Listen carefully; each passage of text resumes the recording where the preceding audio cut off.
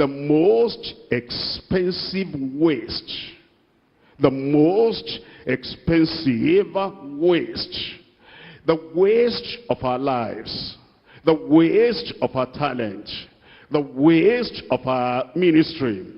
The waste of our opportunity. And the waste of the gift, where the most expensive waste that causes eternal loss. We come to 1 Corinthians chapter 13, reading from verse 1.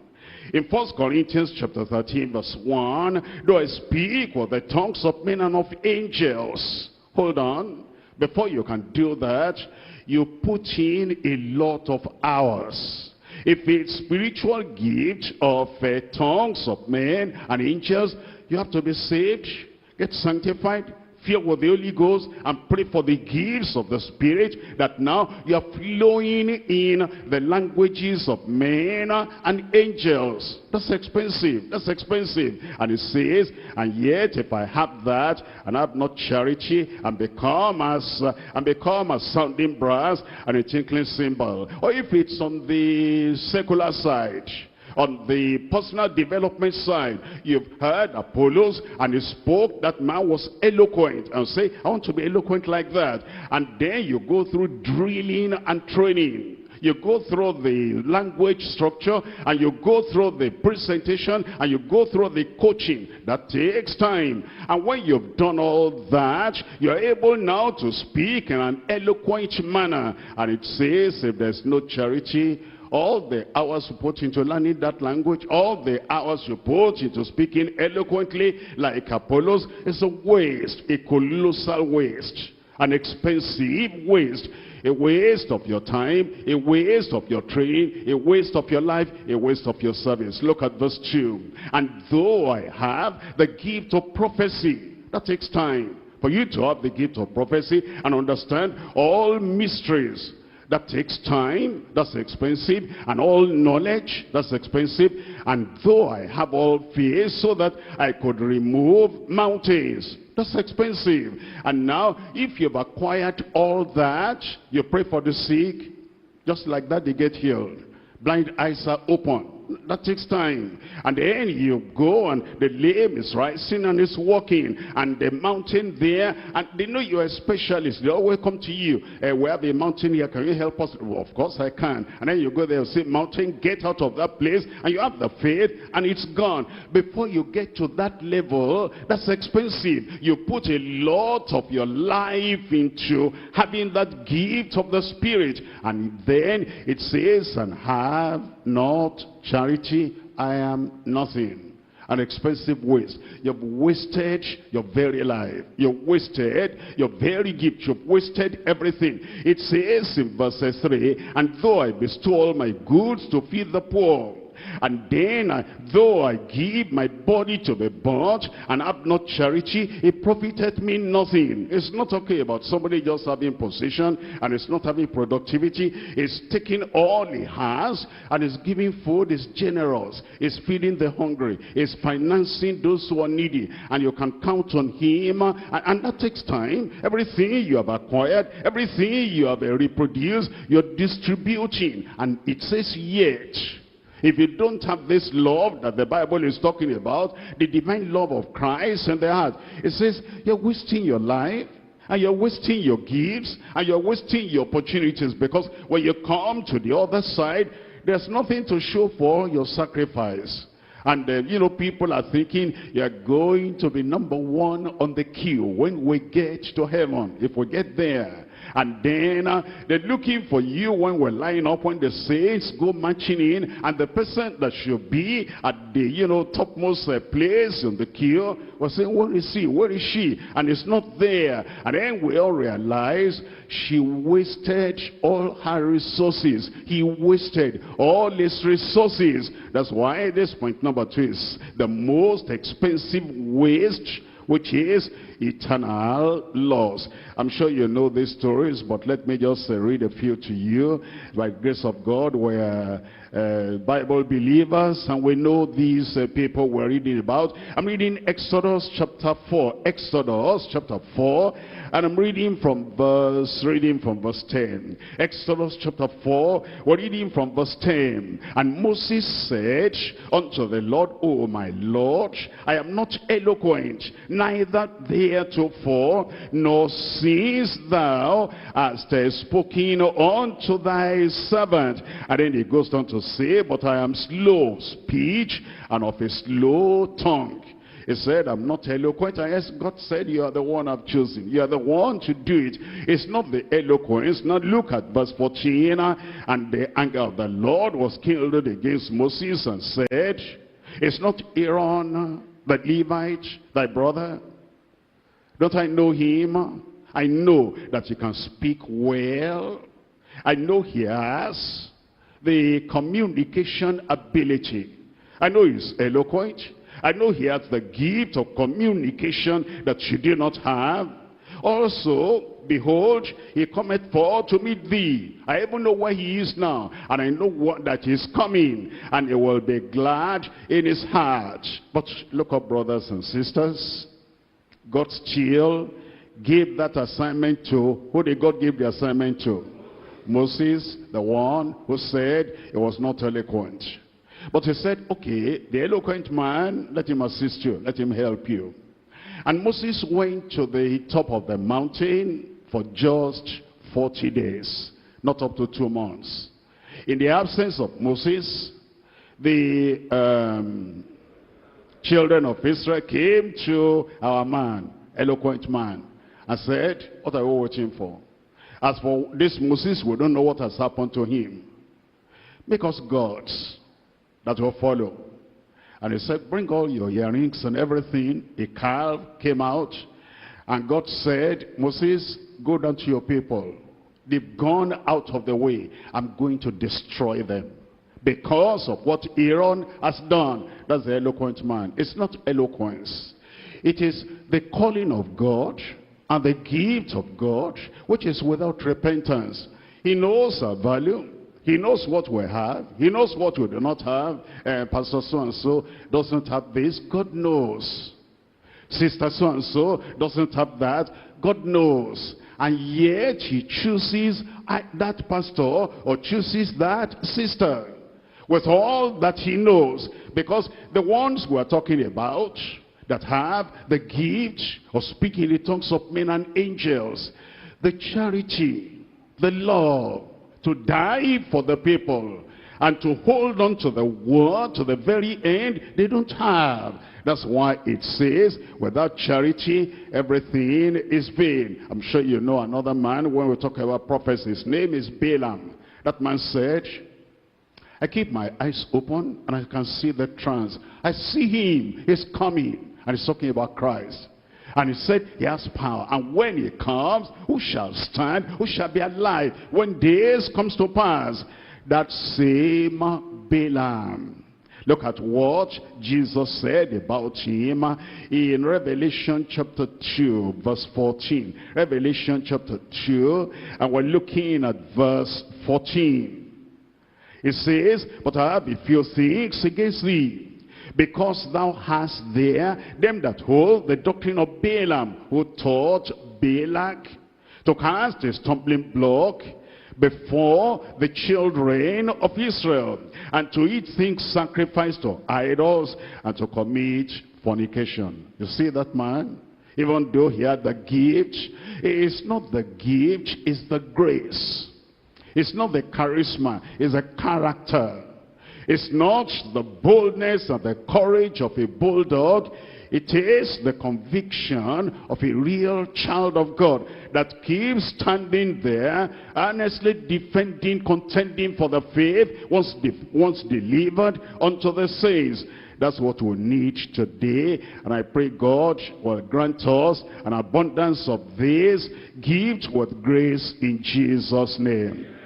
We're coming to Ecclesiastes, talking about people that have depth of wisdom and height of knowledge. It tells us in Ecclesiastes chapter 1, verse 16. Here is Solomon. I communed with mine own heart, saying, Lo, I am come to great estate, and have gotten more wisdom than all they that have been before me in Jerusalem. Yea, my heart has great experience of wisdom and knowledge. No doubt about that. Talk about knowledge. Do I have all knowledge? Do I have all understanding? And I can understand all mysteries? Yet, if I do not have charity, I am nothing. Look at Nehemiah chapter 13. Nehemiah chapter 13. You remember? The United Kingdom of Israel broke because of this man of great stature, great wisdom, great knowledge, great understanding. Nehemiah chapter 13, verse 26. Did not Solomon, king of Israel, seen by these things?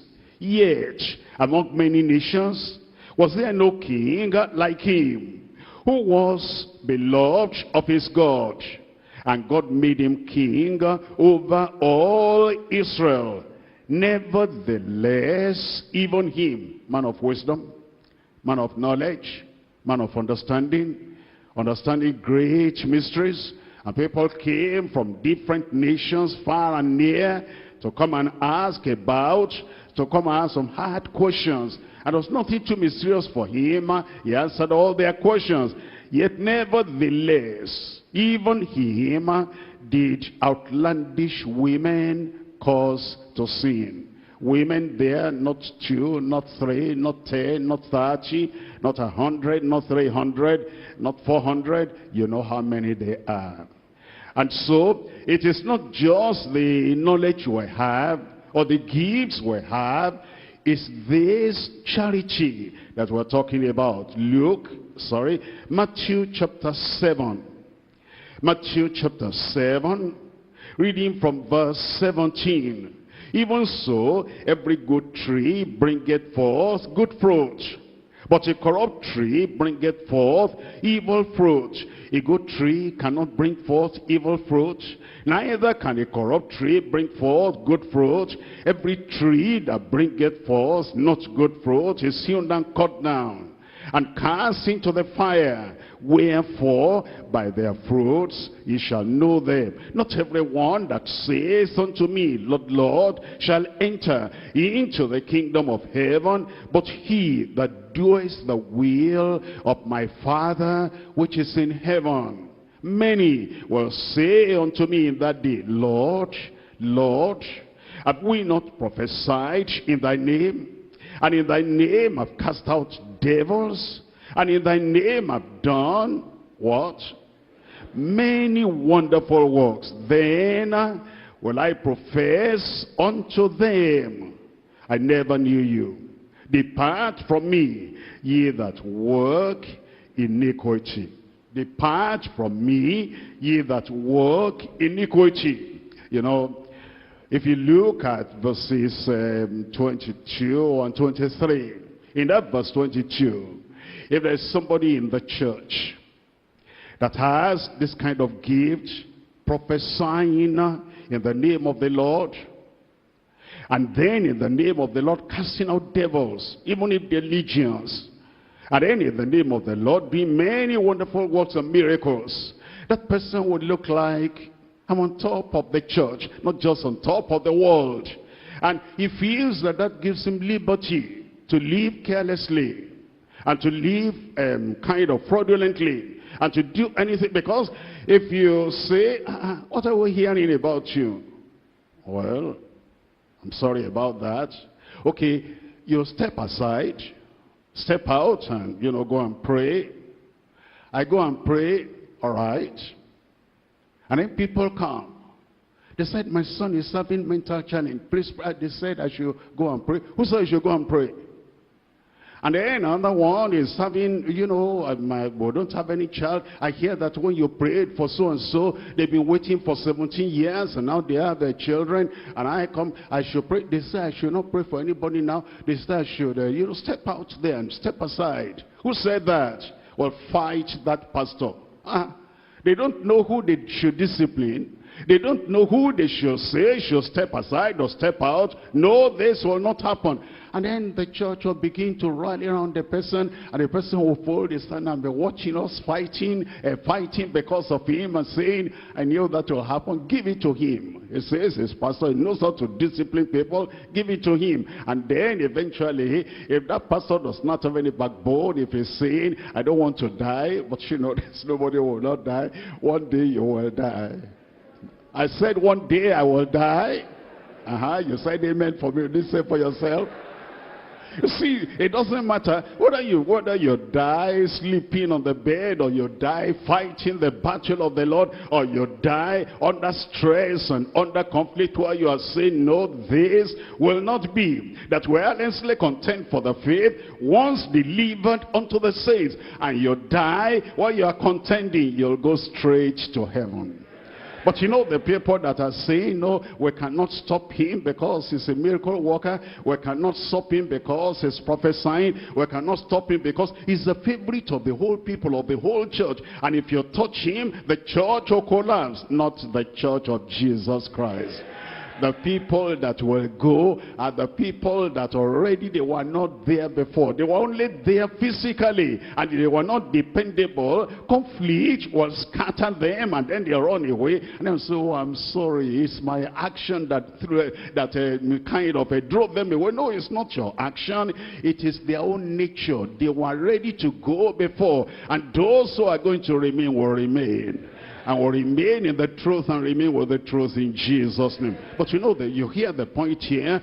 We need to help people who think that prophesying and that preaching, that singing, that casting out devils, that making deliverance, or doing this or doing that without charity, that's the whole story. No, it's not the whole story. It will be the most expensive waste of your life if you continue like that and there's nobody to check up on you. Let me show you another man before I go to the next point. We're looking at Judges. We're looking at Judges chapter 8. Judges chapter 8, and I'm reading here from verse 4. Judges chapter 8, we're looking at verse 4.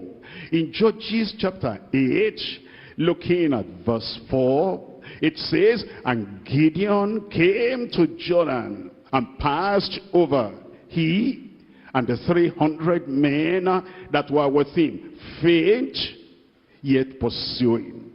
Faint yet pursuing. So far, so good.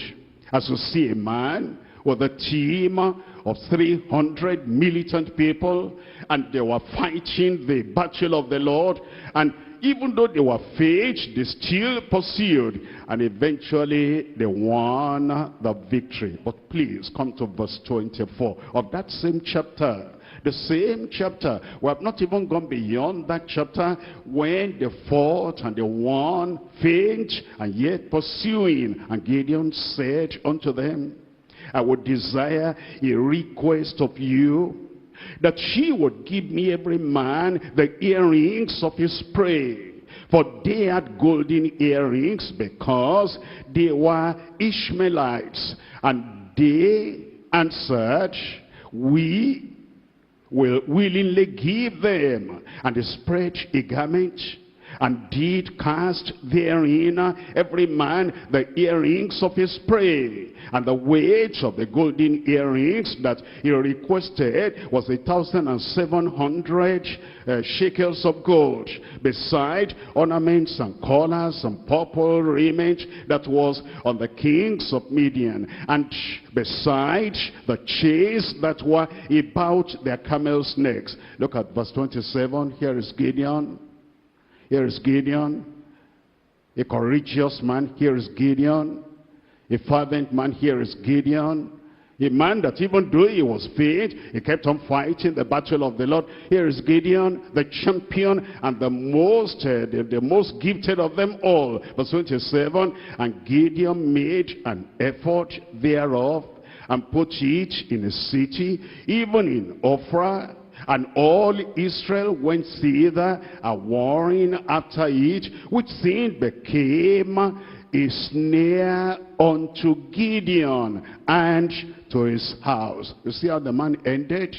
You see, it is not how fast we run, what power we demonstrate, and what acumen we're able to show. This is the same Gideon who destroyed the idols of his father when he was called into the ministry. And now he ended up praising an idol for the nation after he had done such great things, serving or ministering with great eloquence, serving or ministering with great gifts of prophecy, of wisdom, of knowledge, serving, ministering with great miracle working power, mountain moving faith, a great ministry of help and kindness, in generous giving, with great zeal, sacrificing of life and family without divine love. In the heart, the most expensive waste. These things, eloquence, ability to communicate the gospel, gifts of prophecy, all these things, understanding of kingdom mysteries, all these things, the great faith, feeding and financing the poor, zeal in service, that you can give your body to be burnt. They're good, they're commendable, they are profitable, they're rewardable when they proceed from a heart filled with Christ-like love. Otherwise, it's an unfortunate waste.